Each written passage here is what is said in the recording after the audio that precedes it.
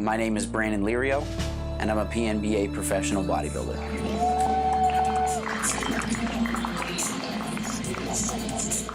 You know, this actually was one of the most important medals to me because I competed in Las Vegas in the Olympia my first year as a pro. You're still allowed to compete amateur until you compete pro. So I hadn't competed yet pro. I did the amateur Olympia and wound up winning my division. Obviously, like my collection of trophies, but there's like weird stuff that's not bodybuilding or military related to me, where my buddy actually, who used to be a supply troop, who shall remain nameless due to culpability, during the first Gulf War actually brought these berets back and gave them to me when I was at a previous duty station, where they were Saddam's berets, where they wore these during the first Gulf War when we helped get them out of Kuwait, and I kept them ever since. So, friend who shall remain nameless, I do still have them.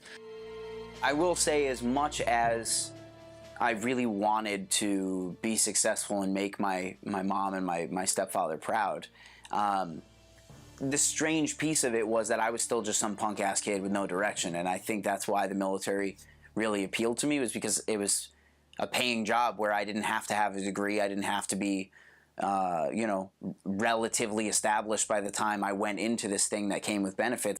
But I got there August 1st of 2006, and man, the TI saw right through me.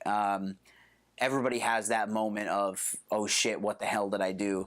And mine came about the time that I went into the chow hall and tried to eat breakfast, and I had food poisoning from a pork sandwich that I ate on the flight to basic training, and I ran out of the facility and just threw up all over the grass outside.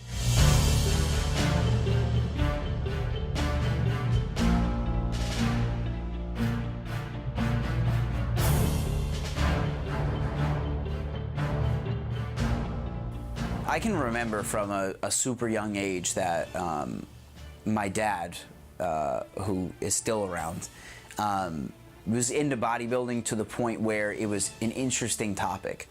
But at no point in time did I ever have any delusions that I was going to be anything fitness related. When I was younger, I was graduating high school at 117 pounds. That was my initial weigh-in for the service. And I'd never touched a weight. I was terrible at sports. I once tried out for an intramural basketball team, you know, for the rec center that you're supposed to get on, and the coach took me at the end and was like, maybe basketball's not for you. So fast forward through that first year of taking bodybuilding seriously, and I had wound up getting injured after I did another show where I placed second, and I wound up feeling like I was headed for something that was very serious in my life. The team that I had run with Jessica, basically through channels and just people getting busy and finding different things, became mine, and I rebranded it and opened up my business of Battleground Fitness in 2014.